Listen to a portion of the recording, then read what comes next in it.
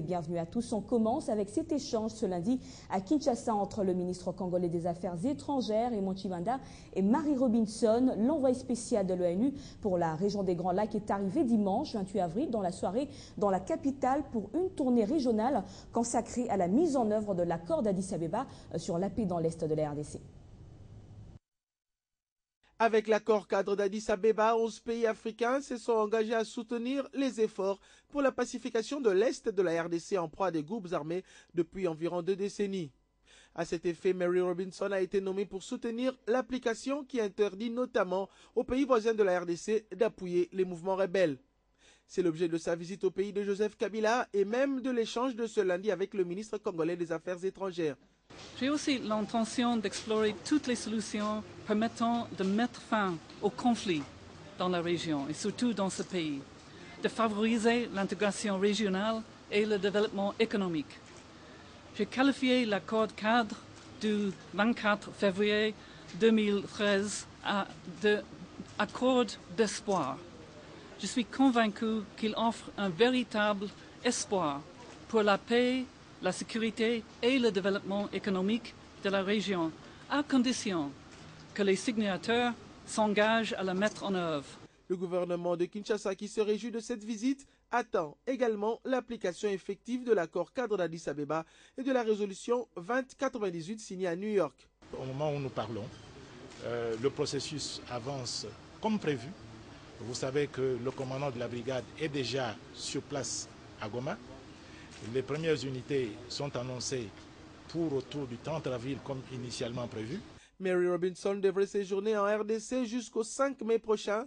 Il est prévu dans son agenda des entretiens avec le chef de l'État, des hauts responsables de la MONUSCO ainsi que des représentants de la société civile et de la communauté internationale. Le 30 avril, l'ex-commissaire des Nations Unies aux droits de l'homme se rendra à Goma. Elle doit ensuite se rendre au Rwanda, en Ouganda, au Burundi et en Afrique du Sud avant d'achever sa mission au siège de l'Union africaine à Addis Abeba en Éthiopie. Et la radio onusienne a annoncé que Mary Robinson a également rencontré ce même lundi le chef de l'État Joseph Kabila, mais rien n'a filtré de cette rencontre. Nous y reviendrons dans nos prochaines éditions. 2 semaines après avoir représenté la République démocratique du Congo aux États-Unis, la délégation conduite par le ministre délégué aux Finances, Patrice Kitebi, est de retour à Kinshasa. Cette délégation a participé aux assemblées de printemps organisées conjointement par le FMI et le groupe de la Banque mondiale à Washington et elle est revenue avec d'excellents résultats. Aéroport international de Njili. À bord de cet avion se trouve la délégation congolaise qui a ramené des bonnes nouvelles en rapport avec les relations entre la RDC et les institutions de Bretton Woods. Avec la Banque mondiale, Patrice Kitebi affirme que le pays attend un financement estimé environ 700 millions de dollars américains. Une décision qui résulte de l'adoption de la stratégie pays au conseil d'administration. Le dossier Comidé qui nous a empoisonné un peu l'existence passe derrière. Nous attendons une réaction officielle d'ici la fin de la semaine prochaine de la direction du management du Fonds monétaire international et nous allons commencer à travailler. Déjà nos équipes vont travailler et nous allons discuter des perspectives d'un nouveau programme. 8 millions de dollars américains, c'est le financement acquis aussi de cette mission. Cette somme va servir à la conclusion de la réhabilitation de 5 artères de la ville de Kinshasa. Il s'agit d'un financement qui vient compléter et boucler le plan de financement du programme initié par le ministère des ITPR pour la réhabilitation de 5 artères dans la ville de Kinshasa. Nous avions déjà bénéficié d'un financement de 8,5 millions au titre de prêt de la BADEA. Et là, l'OFID vient de nous compléter 8 millions, auxquels vont s'ajouter environ 2 millions, 2 millions et demi de la part du gouvernement pour boucler le plan global. Après 2 semaines passées aux États-Unis d'Amérique, le résultat est là. Il ne reste plus que sa répercussion sur la population congolaise. Justement, cette mission était à l'ordre du jour de la Troïka stratégique ce lundi à la primature ainsi que le processus en cours de la bancarisation de la paye des fonctionnaires.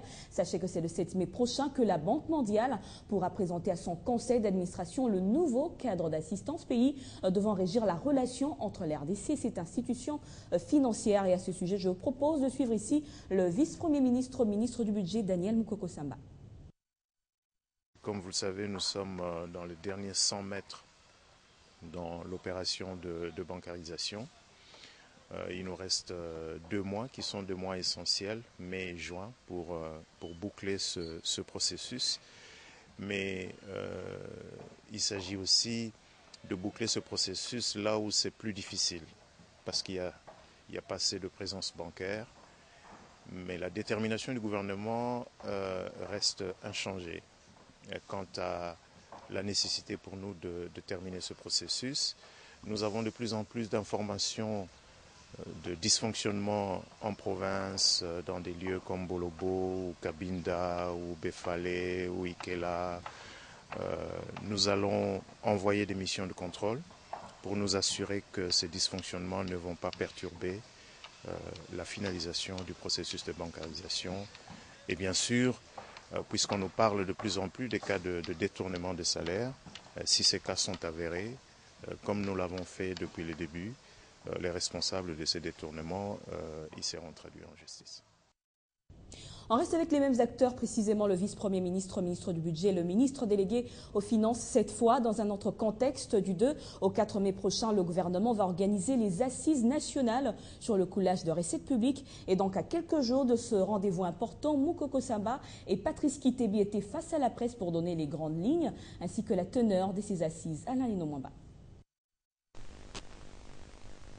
C'est le premier exercice du genre pour le numéro 2 du gouvernement depuis son arrivée à la tête du budget de l'État en tant que vice-premier ministre. De la même manière que le chef du gouvernement, à ce point de presse co-animé avec son collègue en charge des finances, il va choisir le style debout, mais avec une touche à lui, au parking de son cabinet, aménagé pour la circonstance.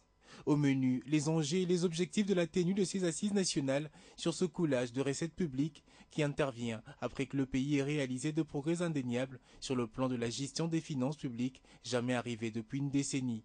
Des efforts qui se sont traduits, a précisé Daniel Moukoko Samba auprès des journalistes et patrons de presse, par une augmentation régulière des recettes courantes, lequel se situe à 3,612,7 milliards de francs congolais en 2012 contre 64,4 milliards de francs congolais en 2001, soit un accroissement de 5 509,8%. Une preuve donc que l'environnement d'ensemble s'est globalement amélioré avec une croissance continue de l'activité économique depuis 2002, mais cela ne suffit pas, reconnaît le professeur Moukoko. Le niveau des recettes mobilisées et effectivement canalisées dans les caisses de l'État ne semble pas refléter le potentiel fiscal ou la capacité contributive de notre pays. Cet écart entre le potentiel fiscal et les réalisations des recettes par les administrations fiscales constitue un manque à gagner pour l'État et le prive d'une partie des ressources qui devraient contribuer à la satisfaction des besoins de nos populations.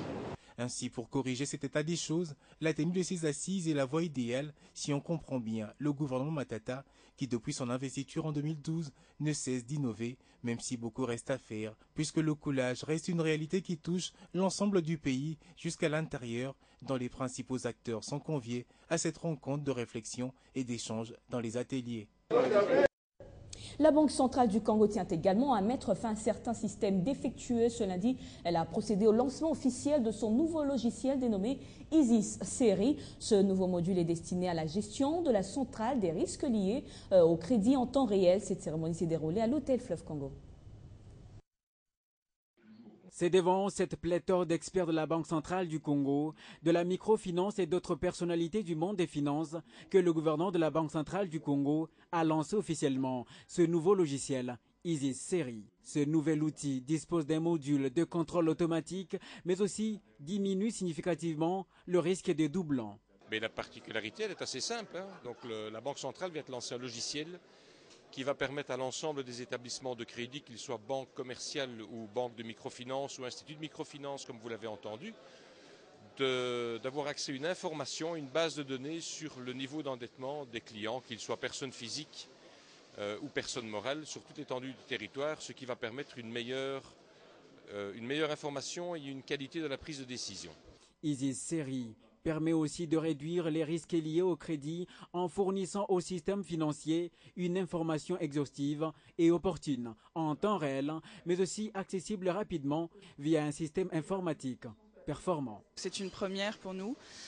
Pour l'instant, nous sommes 4 IMF et il y aura 2 COPEC qui vont être intégrés au système. Et comme je le disais dans mon discours tout à l'heure, nous espérons que toutes les IMF seront bientôt intégrées au système pour que l'ensemble du secteur soit représenté. Ça va nous permettre de lutter contre le surendettement de nos clients et c'est très important. Le nouveau logiciel Easy Série est un programme totalement développé par les experts de la Banque centrale du Congo avec la collaboration des établissements de crédit. Un outil bancaire de taille, de technologie d'appoint pour le pays, dans sa marche vers une véritable modernité.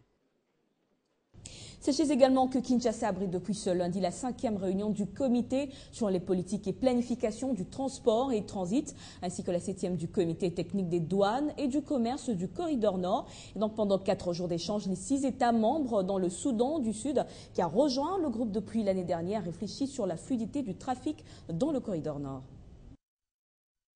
Cette organisation est née en 1985 par la volonté des gouvernements du Burundi, du Kenya, de l'Ouganda et de Rwanda, auquel se joint celui de la République démocratique du Congo en 1987, puis en décembre 2012, le Soudan du Sud. Ces pays se sont mis d'accord pour faciliter le transport de transit et développer les infrastructures communes de transport afin de rendre leurs économies compétitives sur le marché international. C'est ce qui explique la tenue de ces nouvelles assises qui honorent la République démocratique du Congo, puisqu'organisées sur son sol, en présence des experts de tous les États membres et ceux des organisations internationales, dont la Banque mondiale. Nous souhaitons bon travail au niveau des experts qui vont nous produire un travail qui est attendu par notre organisme, de manière que la démarche qui pourrait intervenir donne satisfaction à tous les pays membres. La République démocratique du Congo a également fourni des efforts sur le plan douanier afin de participer au processus d'amélioration de la gestion de la circulation des marchandises et des personnes. Le terminus de ce transit, les marchandises qui passent par Mombasa terminent la course généralement sur notre pays, sur le territoire congolais. Donc la douane ayant dans ses missions le rôle de facilitation et de sécurisation des marchandises est concernée au plus haut point, comme je l'ai dit. Nous avons 6 États membres, dont la RDC. La RDC qui a un volume moyen aujourd'hui qui s'est élevé à plus de 450 000 tonnes.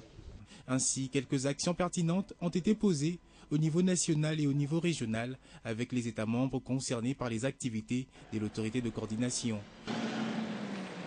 Le suivi, rien que le suivi, c'est cette nouvelle approche que prône le Premier ministre Matata Ponyo pour inspecter les travaux de réhabilitation et de modernisation des différentes infrastructures de base à Kinshasa. Déjà, il y a presque un mois, le chef de l'exécutif a fait effectuer une descente afin de se rendre compte de l'avancée des travaux et à ce jour, le constat est plutôt encourageant. Même le dimanche, les ouvriers travaillent. Dimanche 28 avril, il est 15h quand le Premier ministre Matata Ponyo arrive à la primature. Pas de temps d'entrer au bureau, il faut déjà s'élancer à l'inspection des travaux en cours à Kinshasa. Première étape, place dite désévoluée, à quelques encablures de l'hôtel du gouvernement, où 2 fontaines sont en construction. Toujours en plein centre-ville, le cortège s'arrête sur le boulevard du 30 juin. Le spectacle laisse à désirer. Dans cet immeuble apparemment abandonné, plusieurs familles ont trouvé refuge. Les lieux est aussi squattés par la police. Bon, ça, ce sont les aspects qui vous concernent. Ici, il faut qu'au plus tard, à la fin de la semaine, l'espace soit dégagé. Sur la route de poids lourds, les Japonais ont presque tout terminé. Il reste peut-être tout juste à l'État congolais de renouveler ses locomotives. Loin du centre-ville, où en ce dimanche règne paix et calme, le cortège du chef de l'exécutif national s'ébranle pour la Tchangou, à l'est de la capitale. Dans ce district réputé chaud, le constat est encourageant. Il y a des avancées qui sont claires et visibles. Le gouvernement met des moyens au profit des entreprises. Et les entreprises travaillent les jours et la nuit. Ils travaillent la semaine comme le dimanche. Pour ce qui est de ponts à jeter sur divers cours d'eau qui traversent ce coin de la ville, ils sont en construction en matériaux préfabriqués au quartier général pour la réhabilitation et la modernisation du boulevard Lumumba. Ici, fin décembre, on devait en principe dépasser les 80%. Et donc c'est une route avec le financement du gouvernement qui peut se terminer au plus tard au début du semestre de l'an 2014.